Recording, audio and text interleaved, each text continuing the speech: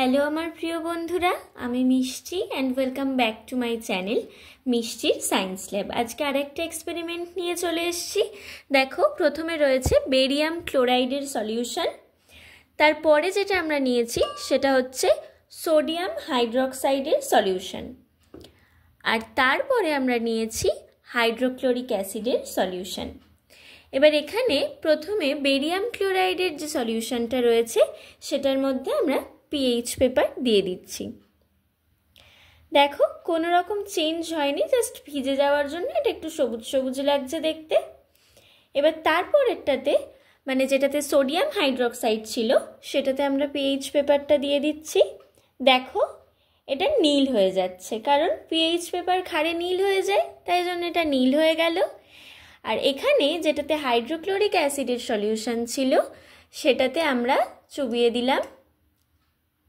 দেখো, এটা কিন্তু লাল হয়ে গেল, লালচে হয়ে গেল। তাহলে তোমরা দেখতে পেলে। এবার এটার এই সবকটার মধ্যে আমরা ইউনিভার্সাল ইন্ডিকেটর সলিউশন দিয়ে দিচ্ছি। দেখো কি চেঞ্জ হয়।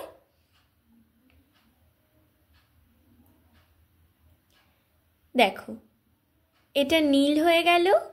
এবার সোডিয়াম হাইড্রক্সাইডেরটাতে দিয়ে দিই। এটা দেখো একটু ডিপ নীল হয়ে গেল, দুটো নীল কিন্তু এক নয়, তোমরা দেখতে পাচ্ছ। এবার তারপরেরটায় হাইড্রোক্লোরিক অ্যাসিডের সলিউশনটায় আমরা দিয়ে দিচ্ছি। দেখো, এটা কিন্তু পুরো লাল হয়ে গেল। তো দেখতে পেলে এই ইউনিভার্সাল ইন্ডিকেটর সলিউশন অ্যাসিডে লাল হয়ে যাচ্ছে, ক্ষারে ডিপ নীল হয়ে যাচ্ছে, আর বেরিয়াম ক্লোরাইডটা কি একটা লবণ, তার জন্য এটাতে একটু লাইট ব্লু টাইপের কালার হয়েছে। আশা করছি তোমাদের এই এক্সপেরিমেন্টটা ভালো লেগেছে। যদি ভালো লাগে তাহলে ভিডিওটা লাইক করো, ভিডিওগুলো শেয়ার করো, আর চ্যানেলটা সাবস্ক্রাইব করে আমার পাশে থেকো। আজকের মতন এইটুকু। সবাই ভালো থেকো। বাই।